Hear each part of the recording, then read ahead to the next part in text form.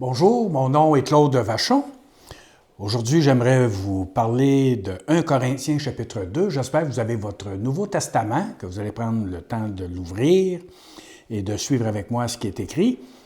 Mon sujet aujourd'hui, c'est le plan secret de Dieu. Dieu a un plan secret. Et Paul va en parler un petit peu. Il va le développer d'ailleurs à travers Corinthiens. Il va le développer aussi à travers les autres lettres qu'il a écrites aux églises. Mais ici, il nous dit au chapitre 2, 1 Corinthiens chapitre 2, verset 1, « Quand je suis allé chez vous, frères, pour vous révéler le plan secret de Dieu, je n'ai pas usé d'un langage compliqué ou de connaissances impressionnantes. » Donc, il y a un plan secret, on aime ça les secrets, hein? Alors, il y a un plan secret de Dieu qui est prêt à être révélé, à être connu. Ça ne restera pas secret.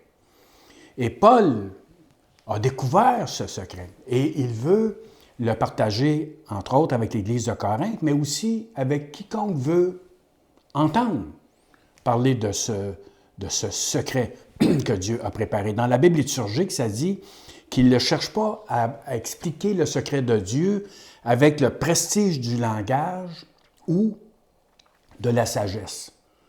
C'est pas que Paul n'est pas instruit. Paul, c'est quelqu'un de très instruit et qui pourrait parler du plan secret de Dieu d'une manière universitaire, avoir des mots compliqués, incompréhensibles, qu'on serait obligé d'avoir un dictionnaire spécialisé pour comprendre les mots qu'il est en train d'employer.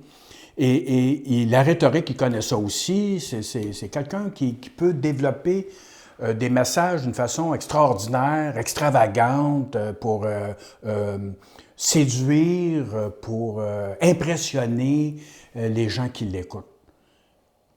Ça ne l'intéresse pas. Ce n'est pas le chemin qu'il veut prendre. Il ne veut pas tomber non plus dans l'autre extrême, puis de parler comme un ignorant qui ne sait rien, puis qui parle pour rien dire. Il connaît la parole de Dieu, il connaît l'Ancien Testament, c'est un gars qui est très instruit, mais il est conscient aussi qu'il parle à toutes sortes de monde, à des gens instruits, puis à des gens moins instruits. Donc, il va employer un langage universel pour que les gens puissent comprendre ce qu'il est en train de dire. Il n'emploiera pas non plus la sagesse selon ce monde. Il n'arrivera pas avec des principes humains pour expliquer le secret de Dieu. Alors, c'est ça qu'il veut développer. Dans la culture grecque, bien, pour découvrir des secrets, des mystères, c'est le même mot ici, ça peut être le mystère, ça peut être le secret, dépendamment de nos traductions. Peut-être dans la vôtre que vous êtes en train de lire, c'est aussi écrit le témoignage de Dieu, que Paul va nous parler du témoignage de Dieu. C'est ça le secret, là, le mystère. Dans la culture grecque, bien, pour découvrir les mystères, il faut être un initié. On l'introduit dans un groupe et là, il y a une initiation. On appelle ça aussi un culte à mystère. C'est obscur, c'est caché, c'est pas accessible à la majorité. Juste un petit groupe, une élite qui a accès aux profondeurs psychologiques, spirituelles, etc., etc. Alors que dans le christianisme, il n'y en a pas d'initiation secrète. Il n'y en a pas de choses faites en cachette, puis là, garde ça pour toi, puis là, maintenant, tu fais partie d'un groupe, puis il n'y en a pas. Le message, il est annoncé en plein jour.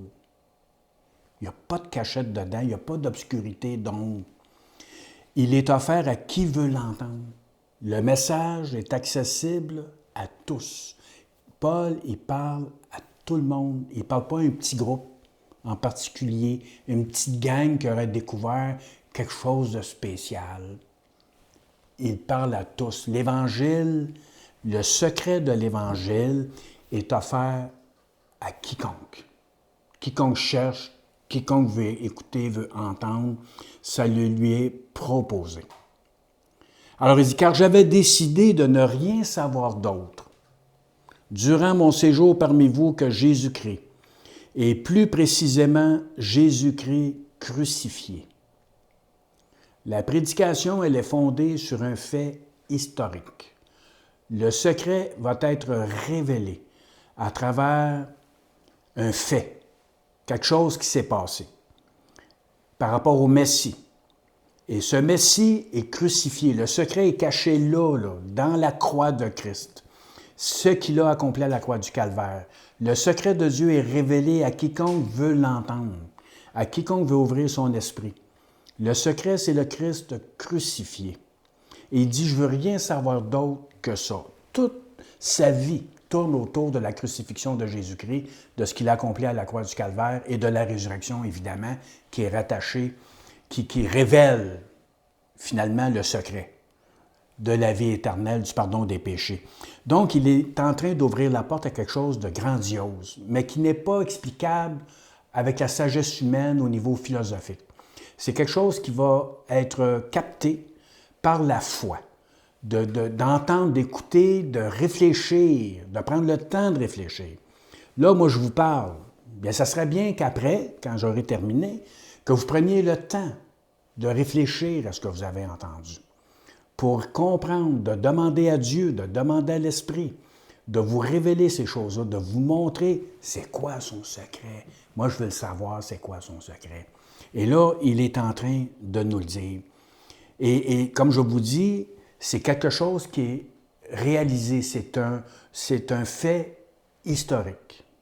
Le Messie est venu, il est mort sur la croix. Même Nicodème, je pensais à Nicodème dans l'Évangile de Jean, chapitre 3, qui va voir Jésus en secret et qui veut entendre le secret. Puis là, il dit à Jésus, hein, je sais que tu es un maître, je sais que tu es envoyé de Dieu. Mais puis là, il pose des questions, puis là, Jésus lui dit, il faut que tu naisses de nouveau pour saisir le royaume de Dieu, pour le voir. Puis là, Nicodème, il essaye de penser, hein, il y a une pensée juive, mais il y a une pensée grecque aussi. Fait que là, il essaye de comprendre, de décortiquer ce qu'il vient d'entendre, puis il ne réalise pas encore à ce moment-là qu'il est devant le Messie. Parce que Nicodème, lui, il attend un Messie triomphant, puissant, qui va sortir les Romains d'Israël, de Jérusalem. Puis là, il se rend compte que c'est pas ça qui va se passer, là. Alors, c'est quoi ça, ce Messie-là? Là? C'est qui ça, Jésus? Jésus de Nazareth? Il n'a pas de l'air d'un roi, il n'a pas de l'air d'un empereur, d'un général d'armée. Comment est-ce qu'on fait pour avoir ça, ce que tu as là? Ton secret, j'aimerais ça l'avoir. C'est ça ici qui va parler. C'est pourquoi, verset 3, « Je me suis présenté à vous faible et tout tremblant de crainte. » Il y en a qui pensent que c'est parce qu'il avait été battu, il avait été persécuté avant d'arriver là, et que là, il était faible. Je pense plutôt qu'il sait que les Corinthiens sont beaucoup influencés par la pensée grecque, par la rhétorique. Ils se laissent impressionner par l'apparence, par les beaux discours. Et lui, il ne veut pas se servir de ça pour les convaincre. Donc, il y a comme une genre de crainte, puis il dit, « Vas-tu réussir à les convaincre? Je vais prendre un chemin bien simple. Je vais leur parler simplement du secret de Dieu. » Et il arrive en toute humilité, parce que la pensée grecque, il y a des gens qui sont très enflés, qui ont des grandes connaissances, qui ont une grande sagesse. Et là, Paul est devant ce genre d'individu-là, entre autres, puis il dit, « Moi, je ne vous parlerai pas comme ça. » Il est humble. Je vais vous parler autrement. Mon enseignement, verset 4, mon enseignement et ma prédication n'avaient rien des discours de la sagesse humaine, mais c'est la puissance de l'Esprit divin qui en faisait une démonstration convaincante. Donc, ce n'est pas l'éloquence. L'éloquence, c'est la rhétorique, l'art de préparer un beau message en 3 points, une introduction, une finale, puis de bien préparer nos mots, de les choisir, parce qu'on veut faire un impact. Bon, c'est pas mauvais, là. Sauf que l'éloquence, tout ce qu'elle fait, c'est qu'elle parle à l'intellectuel. C'est de là qu'elle parle. Et ça ne va pas plus loin. Tandis que la puissance de l'Évangile, elle, ce qu'elle fait, elle nous appelle à un engagement de la foi. Donc, Paul n'essaie pas de les convaincre par la rhétorique, par une belle prédication bien méditée, bien réfléchie, bien écrite, ce qui est pas mal. Mais ce n'est pas le but. Le but, c'est d'amener les gens à un engagement. Et Paul va développer sa prédication à ce niveau-là. Je vais chercher à toucher les cœurs. Je vais parler très simplement, de sorte que même un enfant va comprendre ce que je suis en train de dire. Je vais employer un langage, pas enfantin, mais un langage compréhensible. Je vais parler à votre cœur. Puis le Saint-Esprit va faire l'œuvre. C'est l'Esprit Saint qui va vous convaincre. Mettez-vous à l'écoute de la parole de Dieu. Mettez-vous à l'écoute de l'Évangile, simplement. Ouvrez votre Nouveau Testament, lisez les Évangiles, puis laissez-vous parler tout simplement en lisant l'Évangile. Et le Saint-Esprit, lui, il va vous éclairer puis il va vous convaincre de qui est Jésus, qui est celui qui a été crucifié, qui est celui qui est mort pour vous. Vous allez découvrir le secret de Dieu, qui est révélé dans la parole de Dieu. Donc, Paul ne cherche pas l'éclat, la gloire humaine. Il ne cherche pas à impressionner son auditeur ou la foule qui l'écoute. Ce n'est pas son objectif. De faire un show, de faire un spectacle, puis que le monde se mette à crier « Amen, Alléluia », ce n'est pas son objectif. Ce n'est pas ça son but. Son but, c'est de conduire les gens au secret de Dieu, qui n'est rien d'autre que Jésus-Christ et Jésus-Christ crucifié. C'est son seul but. Ce n'est pas lui, ce n'est pas sa gloire, ce n'est pas sa reconnaissance, sa réputation. Il ne cherche rien de ça. Ça ne l'intéresse pas. Pour lui, c'est de la boue, c'est rien pour lui, ces choses-là. Ce qui compte, c'est que les gens puissent voir le Christ crucifié, qui a donné sa vie pour nous les humains. Ainsi, votre foi, verset 5, votre foi ne repose pas sur la sagesse des hommes, mais bien sur la puissance de Dieu. Et c'est là qu'il travaille, la puissance de Dieu qui a ressuscité le Messie. Paul refuse consciemment de se servir de la sagesse humaine, de la logique, pour que la foi ne soit pas une adhésion purement humaine. Si toute ma prédication, elle est logique, 1 plus 1 égale 2, 2 plus 2 égale 4, puis là, je suis en train de faire une belle logique pour vous expliquer là, comment ça fonctionne, puis là, vous allez comprendre. Mais votre adhésion, vous adhérez à quelque chose de logique que je suis en train de vous dire. Tu vois, c'est logique. Ça ne fait pas des enfants forts, ça. Ça ne fait pas des conversions bien puissantes, là. Alors que c'est l'Esprit Saint qui doit faire l'œuvre en nous. C'est lui qui nous convainc.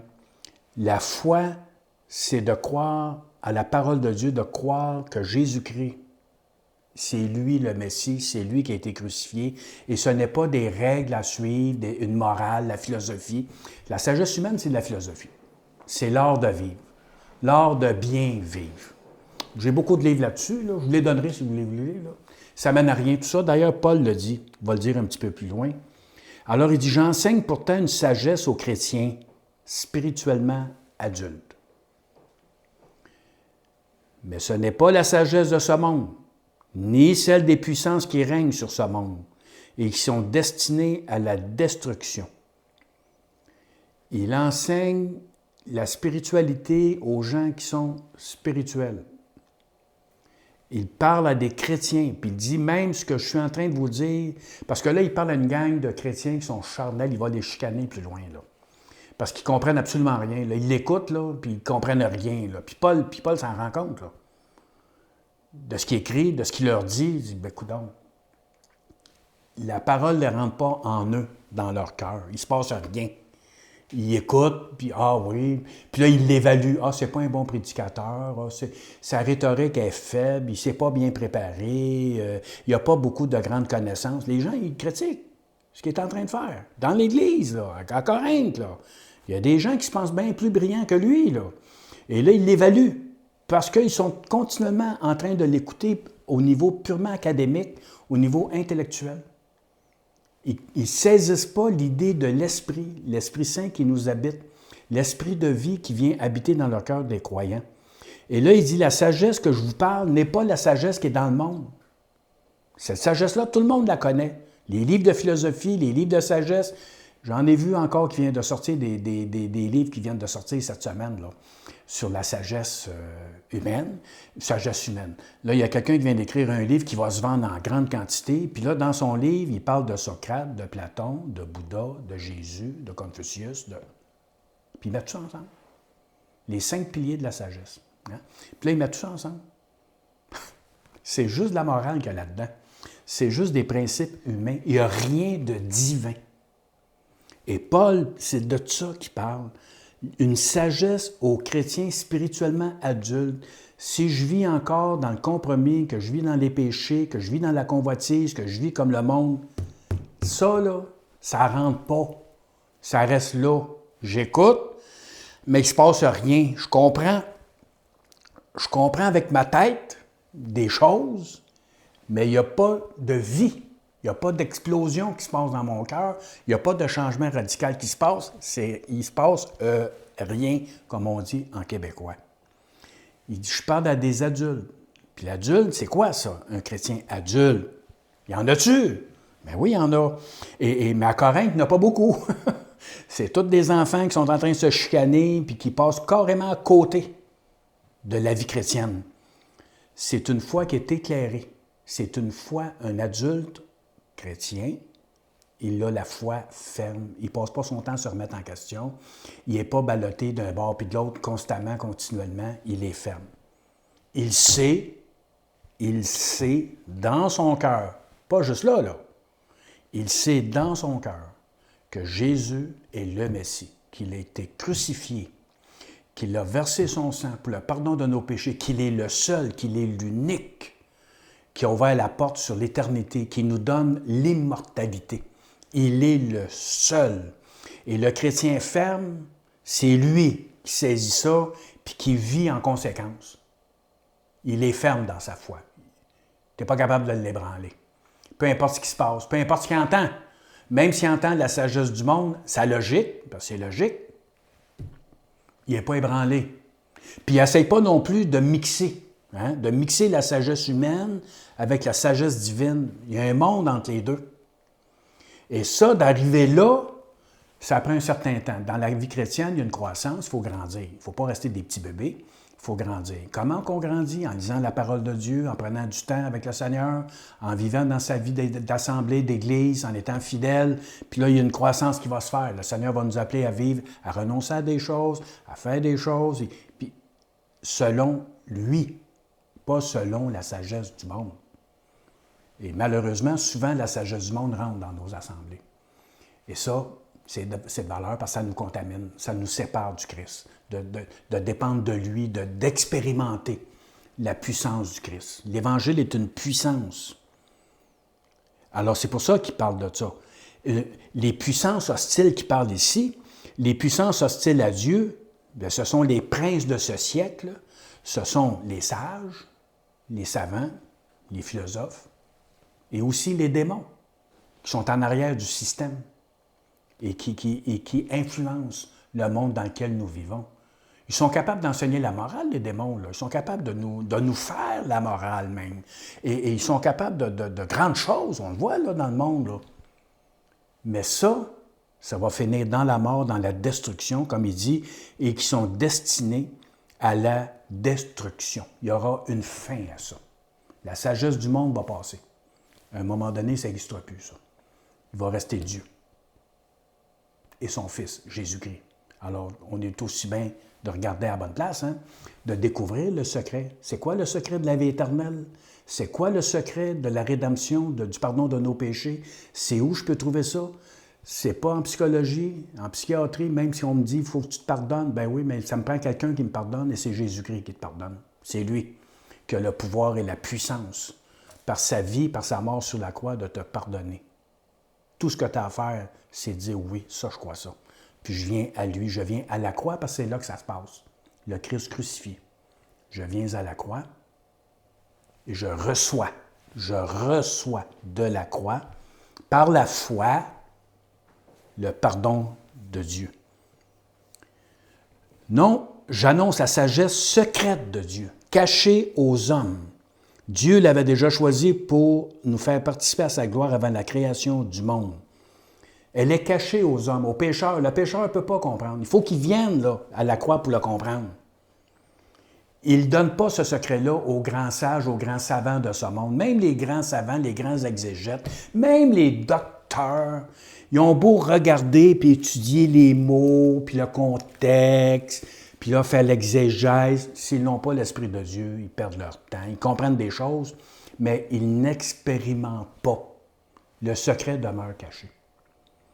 Ils ne saisissent pas la foi qui fait que je sais que je suis pardonné puis que j'ai la vie éternelle. Que le Christ, c'est lui. C'est lui, là. De découvrir qui il est, c'est extraordinaire. Ça change nos vies. Aucune des puissances de ce monde n'a connu cette sagesse. Si elle l'avait connu, elle n'aurait pas crucifié le Seigneur de la gloire. Les grands de ce monde, religieux, politiques, même au niveau de l'école des universités, personne ne l'ont reconnu. Les grands de ce monde, comme dans le temps de Jésus, comme Anne et Caïphe, les souverains sacrificateurs, les sacrificateurs, des gars comme Hérode, comme Pilate, qui avaient un pouvoir politique, ils ne l'ont pas vu. Ils n'ont pas compris ce qui se passait. Ils regardaient Jésus. Aucune des puissances de ce monde, n'a connu cette sagesse que Dieu a choisi de nous sauver par un homme, par Jésus de Nazareth, un charpentier. Mais, comme le déclare l'Écriture, ce que nul homme n'a jamais vu ni entendu, ce à quoi nul homme n'a jamais pensé, Dieu l'a préparé pour ceux qui l'aiment. Dans la Bible Bayard, j'ai trouvé ça très beau de la manière que c'était écrit. Comme c'est écrit. L'œil ne l'a pas vu. Vous vous imaginez? Il est là, il est au milieu du peuple, il fait des miracles, il ressuscite des morts, il guérit les malades, chasse les démons, nourrit un paquet de monde. Il est là, il se manifeste. Il aime, il reçoit les pécheurs, il leur pardonne, il prend soin d'eux autres. Il le voit en action. L'œil ne l'a pas vu. Votre œil, c'est quoi qu'il voit? L'œil, moi je l'ai vu, et vous pouvez le voir. Ni l'oreille entendu. Ils l'ont entendu. Ils ont entendu la parole de Dieu. Ils ont entendu le beau message du sermon sur la montagne. Ils ont entendu plein de paraboles, plein de belles choses concernant Dieu, son amour, sa grâce, sa miséricorde, son pardon. Ils ont entendu plein de choses. Ils n'entendaient pas. Pourquoi? Vous, est-ce que vous l'entendez? Ouvrez votre évangile, lisez, puis écoutez. Écoutez avec votre cœur. Écoutez ce que Jésus dit. Écoutez ce que Jésus vous dit. Et si ces gens-là ne l'ont pas entendu, ils entendaient des mots, mais ils ne l'entendaient pas. Vous comprenez ce que je veux dire là, quand je dis ça? Là? Ils ne l'entendaient pas. Puis il y a beaucoup de gens qui ne l'entendent pas, même dans notre milieu. Ils n'entendent pas. Ils écoutent, ils captent, ils comprennent certaines choses, mais ils n'entendent pas. Entendre le Christ qui nous parle, qui parle à notre cœur. Ça, c'est beau. C'est un beau secret, ça. Ça, c'est quelque chose de beau qui nous est révélé et qui est possible et qui nous l'offre. Mais il donne à qui? À ceux qui l'aiment. La sagesse se révèle à ceux qui l'aiment. Donc, il faut se tourner vers lui. Puis comment je peux l'aimer? Bien, écoutez, juste en découvrant ce qu'il a fait pour moi à la croix du Calvaire, qu'il a donné sa vie, qu'il s'est sacrifié, le roi de gloire, est allé sur le champ de bataille pour moi. Il s'est mis en avant. Et c'est lui qui a combattu l'ennemi de mon âme. Puis l'ennemi l'a crucifié. Il l'a tué en pensant d'avoir remporté la victoire. Qu'est-ce qui s'est passé? 3 jours plus tard, Dieu est allé le chercher puis l'a ramené. Jésus est vivant, il est ressuscité. Wow!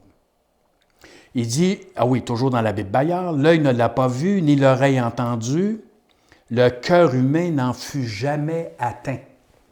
Ça, là, pour moi, là, c'est comme, wow, ça c'est clair. Le cœur humain n'en fut jamais atteint. Est-ce que votre cœur est atteint aujourd'hui de voir l'amour de Jésus pour vous? Ouvrez votre cœur. Laissez-vous atteindre par l'amour de Dieu, l'amour qu'il a pour vous, la passion qu'il a pour vous, la compassion qu'il a pour vous. Laissez-vous atteindre par sa grâce. Dieu l'a préparé pour ses amants. C'est beau, hein? Dieu l'a préparé pour ses amants, pour ceux qui l'aiment. Alors, tournez-vous vers lui. Regardez ce qu'il a fait pour vous. Regardez Jésus crucifié, qui a souffert et qui a accepté de mourir pour moi, pour ouvrir la porte pour l'éternité, parce que la porte t'a fermée. Puis il a ouvert la porte. C'est lui, c'est ça le secret. C'est lui qui a ouvert la porte. Je vous le dis, là. Je vous le révèle, là. Et là, c'est à vous d'ouvrir tout grand votre cœur, puis de dire oui, j'entre. J'accepte. Je crois que Jésus est le Sauveur et le Messie. On ne peut pas connaître Dieu par des moyens humains. Fait que vous avez beau faire des belles œuvres, des belles activités, vous avez beau même comprendre des choses au niveau intellectuel, ça ne sauve pas. Connaître Dieu par des moyens humains, par des techniques, puis c'est pour ça que Paul renonce aux techniques de manipulation. Il veut être simple dans ce qu'il dit, pour toucher les cœurs, pour qu'il y ait des conversions réelles. Or, c'est à nous que Dieu a révélé ce secret par le Saint-Esprit. C'est le Saint-Esprit qui nous éclaire. Si vous comprenez ce que je suis en train de vous dire, si vous le voyez, le Saint-Esprit est en train de travailler sur vous et en vous. C'est ça qu'il est en train de faire. En effet, l'Esprit peut tout examiner, même les plans de Dieu les plus profondément cachés. Dans le cas d'un homme, seul son propre esprit connaît les pensées qui sont en lui. De même, seul l'Esprit de Dieu connaît les pensées de Dieu. Ce que vous pensez, là, même un psychiatre ne peut pas le découvrir dans vos pensées profondes. Il n'y a que vous. Il n'y a que vous qui connaissez les secrets profonds. Personne d'autre. Bien, c'est la même chose pour Dieu. Il n'y a que l'Esprit Saint qui connaît. Et lui, il nous les révèle. Il nous montre le secret. Il l'éclaire. C'est de toute beauté. Nous n'avons pas reçu, nous, l'esprit de ce monde, mais nous avons reçu l'Esprit qui vient de Dieu, afin que nous connaissions les dons que Dieu nous a accordés. Et nous en parlons non pas avec le langage qu'enseigne la sagesse humaine, mais avec celui qu'enseigne l'Esprit de Dieu. C'est ainsi que nous expliquons des vérités spirituelles à ceux qui ont en eux cet esprit. Dans une autre traduction, ça dit « c'est ainsi que nous expliquons des vérités spirituelles à ceux qui sont spirituels, qui sont tournés vers la foi. » Dans la Bible Darby, je trouvais ça beau ce que ça disait, mais en paroles enseignées de l'Esprit, communiquant des choses spirituelles par des moyens spirituels. Et ça n'est pas par la rhétorique, par une belle prédication, toute bien préparée, toute bien structurée, puis avec une logique humaine. C'est fait avec le cœur, c'est fait avec l'Esprit Saint, avec la passion du Christ. Et c'est ça qui va toucher les cœurs. Verset 14, l'homme qui ne compte que sur ses facultés naturelles est incapable d'accueillir les vérités communiquées par l'Esprit de Dieu. Incapable. Tu as beau être le gars le plus intelligent, le QI, le plus élevé au monde, tu ne pourras pas saisir ça. Il faut que tu aies une intelligence spirituelle. L'intelligence humaine ne suffit pas pour découvrir le secret caché que Dieu veut te révéler. Ça prend l'intelligence spirituelle. Et comment est-ce qu'on a ça? Nicodème, c'est la question qu'il a posée à Jésus. Il faut que tu naisses de nouveau. Il faut que tu ouvres ton cœur. Puis naître de nouveau, c'est d'avoir la foi. C'est de se tourner puis de dire « Wow, c'est lui. C'est lui, je l'ai vu. » Hein, il y a un des apôtres, quand il l'a rencontré, il est allé voir son frère. Et il dit « Viens voir, j'ai vu Jésus, j'ai rencontré le Messie. » Il l'a vu. Il l'a vu, puis il l'a entendu. Puis il en a parlé. Alors, c'est ça qui se passe. Alors, dans la Bible de Sommer, ça dit « Mais l'homme sans Dieu ne reçoit pas ce qui vient de l'Esprit de Dieu. » Et il ne peut dans la Bible Sassi, ça dit « Et il ne peut les comprendre parce que c'est par une lumière spirituelle qu'on doit en juger. » Donc, ça prend l'Esprit Saint. Demandez à l'Esprit Saint de vous éclairer. Soyez humbles, venez à lui. Puis, Seigneur, je suis ouvert à ta parole, je veux me laisser éclairer par toi, par ta volonté. Dans la Bible des peuples, ça dit « Celui qui ne connaît que la raison n'accepte pas ce qui vient de l'Esprit de Dieu. Pour lui, ce sont des bêtises. Et il ne peut les apprécier parce qu'il faut pour cela des critères spirituels. » Alors, quelqu'un qui ne connaît pas Dieu, qui ne connaît pas le Christ, qui n'a pas reçu, révélé le secret de Dieu, bien pour lui, nous, on est des fous. Dans la dernière vidéo, c'est ce que je vous parlais, la sagesse humaine versus la folie de Dieu. Pour eux, on est des fous. Ben voyons donc, un gars qui est mort sur la croix. Ouais. Ben, dans ce temps-là, c'est ce qu'il disait aussi. Là. Ben voyons donc, tu crois ça, toi, un Messie qui est mort sur la croix? Comment qu'un Messie peut mourir sur une croix? Un Messie, c'est venu pour nous délivrer, c'est venu pour... Hein? Nous, on a une idée militaire du Messie. Oui, c'est la folie de Dieu. Le Christ est le Messie. L'homme animal est celui qui s'adonne au plaisir des sens, à ses affections charnelles et mondaines, ou qui cherche à comprendre les choses célestes par la raison naturelle, les sens, puis la sagesse humaine, avec sa logique. Il n'y arrivera pas. L'homme qui a l'Esprit de Dieu, verset 15, peut juger de tout, mais personne ne peut le juger, dans le sens que quelqu'un qui est charnel, bien, il ne peut pas juger quelqu'un qui vit dans ses passions, ses convoitises, dans le péché. Il ne peut pas juger ce qui est spirituel. Il est séparé. Il ne sait rien de ça. Fait que quand même, avec sa logique, il essaierait de comprendre. Il ne pourra pas comprendre. J'espère que je vous ai convaincu. Il est écrit, en effet, qui connaît la pensée du Seigneur? Qui peut lui donner des conseils? Mais nous avons la pensée du Christ. Et avoir la pensée du Christ, ça veut dire que je connais sa volonté, je connais son plan. C'est pour ça qu'il faut que vous lisiez votre Nouveau Testament, puis que vous lisiez en particulier les Évangiles, pour connaître la pensée du Christ, son plan, son idée, son projet, et qu'est-ce qui est arrivé. Le plan secret de Dieu est accessible maintenant. Il veut vous le révéler maintenant. C'est à vous de vous tourner vers lui, de croire à sa parole, puis de dire oui, je crois que Jésus est le Messie, je crois qu'il est mort, le Christ crucifié, je crois qu'il est mort pour moi, qu'il a versé son sang pour moi, puis qu'on va à la porte et que j'ai la vie éternelle. Puis quand je partirai, je vais aller dans la cité céleste, dans l'éternité. Il y a de quoi après la mort, hein? Il y a la vie. Et Jésus, il est la vie. Il a dit, je suis le chemin, la vérité et la vie.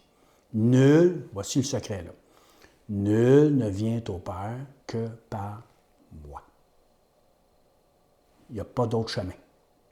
Aucune religion ne peut vous sauver, même catholique, protestant, évangélique, nommez-la toute, aucune religion ne peut vous sauver. C'est une personne. Le secret, tout se trouve dans une personne. Et cette personne, c'est Jésus de Nazareth, crucifié pour vous et ressuscité des morts. Il est parti nous préparer une place. C'est fou, hein?